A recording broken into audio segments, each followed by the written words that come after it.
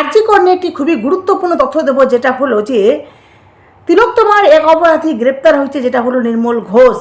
কিন্তু এবার নির্মল ঘোষকে নিয়ে নির্মল ঘোষের মেয়ে মুখ খুলেছে, কি বলছে চলুন আপনাদেরকে ডিটেলসে সবটা বলবো। চলুন প্রথমত আপনাদেরকে বলি যে আপনারা জানেন যে আরজি করের এই অপরাধী মানে এই নির্মল ঘোষ, সোমনাথ দে, এরা ছিল গিয়ে মানে উপর মহলের ইশারায় সমস্ত কাজকর্মগুলো করতো এই সন্দীপ মুখার্জি। হ্যাঁ, তো সঞ্জীব মুখার্জি, সোমনাথ দে, নির্মল ঘোষ এরা যা যা উপর মহল থেকে মানে তারা নির্দেশ পেত সেই অনুযায়ী কাজ করতো, যার জন্য তারা শ্মশানে কিন্তু বলেছিল যে ওয়েল ডান বই ওয়েল ডান, মানে ফাইনালি তাদের মিশন কমপ্লিট, তাই তো। আর যেটা তিলোত্তমা একবার নয় বহুবার কিন্তু বহু ইন্টারভিউতে এই কথাগুলো বলেছেন বা মিডিয়ার সামনে বলেছেন। এবার দেখুন আজকে ফাইনালি নির্মল ঘোষকে গ্রেপ্তার করেছেন পুলিশ। যেখানে কোথা থেকে গ্রেপ্তার করেছেন, ওনার মেয়ে কী বলছে আপনাদেরকে ডিটেলসে বলি। ঠিক 2 বছর আগের এক অতি স্পর্শকাতর মামলায় জড়িত হয়েছিলেন, মানে এই মামলায় জড়িয়ে গ্রেপ্তার হয়েছেন প্রাক্তন তৃণমূল বিধায়ক নির্মল ঘোষ, তাই তো। কিন্তু বৃহস্পতিবার সকালে তাকে ওড়িশার বালেশ্বর থেকে গ্রেপ্তার করা হয়েছে। মূল অভিযোগ, আরজি কর হাসপাতালে অভয়ার মৃত্যুর পর থেকে দ্রুত দেহ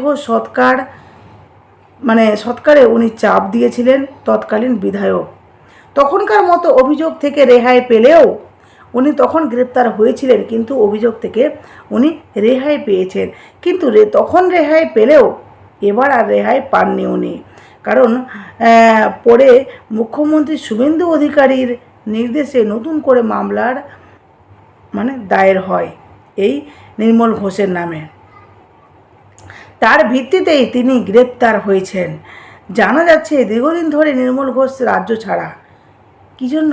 ভয়ে ভয়ে, টিএমসির আমলে এনারা খুব দাদাগিরি দেখিয়েছেন, ঠিক আছে।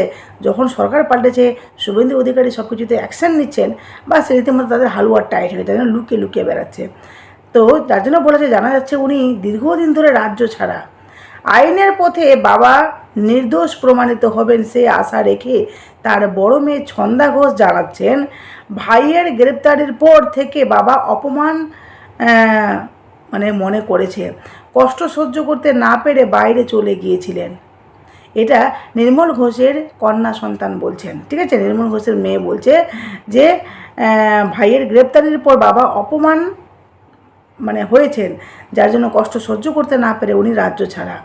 আমাদের সঙ্গে সমস্ত যোগাযোগ ছিন্ন করে দেন, তবে আইনের উপর আস্থা আছে আমাদের।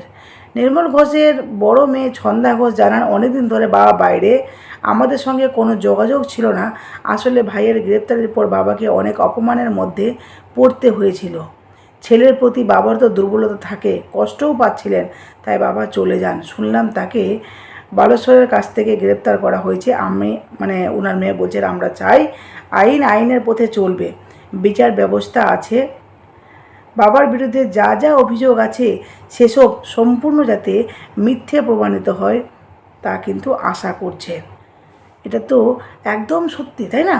একজন মেয়ে হয়ে তার বাবার সম্পর্কে এই ধরনের কথা বলবে যে যদি আমার বাবা অপমান করে এই ধরনের ঘটনা না করে থাকে, তাহলে উনি অবশ্যই ছাড়া পাবেন, যেটা মেয়েটি বলেছে। এমনকি আমরা জানি যে এই নির্মল ঘোষের নামে তিলোত্তমা কত কথা বলেছেন, অনেক কিছুতে। নির্মল ঘোষ, সন্দীপ দে, সোমনাথ দে, সঞ্জীব মুখার্জি, এরা অনেক কিছুতে জড়িত। তবে গত মাসে ভোট পরবর্তী হিংসা ও লটারি দুর্নীতির জেরে গ্রেপ্তার হন 26-এর বিধানসভার পানিহাটির তৃণমূল প্রার্থী তীর্থঙ্কর ঘোষ। তাকে আদালতে পেশ করার সময় স্থানীয় মানুষজন ডিম হামলা চালান তার উপরে। এসব ঘটনার পর 80 বছরের প্রাক্তন বিধায়ককে এলাকাবাসীর তোপের মুখে পড়তে হয়। নির্মলকেও অবিলম্বে গ্রেপ্তারির দাবি ওঠে। এরপর থেকেই নির্মল ঘোষ পলাতক ছিলেন। মাঝে একবার তাকে দেখা গিয়েছিল তপসিয়ার একটি ক্লাবে ঋতুব্রত বন্দ্যোপাধ্যায়ের শিবিরের বৈঠক চলাকালীন তিনি সেখানে যান, কিন্তু বৈঠকে উনি ঢুকতে পারেননি। তারপর ফের তিনি উধাও হয়ে যান। বৃহস্পতিবার নির্মল ঘোষকে গ্রেপ্তার করে খড়দহ থানার পুলিশ। এ নিয়ে নির্মলের বড় মেয়ে ছন্দা ঘোষ জানায়, অনেকদিন ধরে বাবা কিন্তু বাইরে, আমাদের সঙ্গে কোনো যোগাযোগ ছিল না, যেটা আপনাদেরকে বললাম।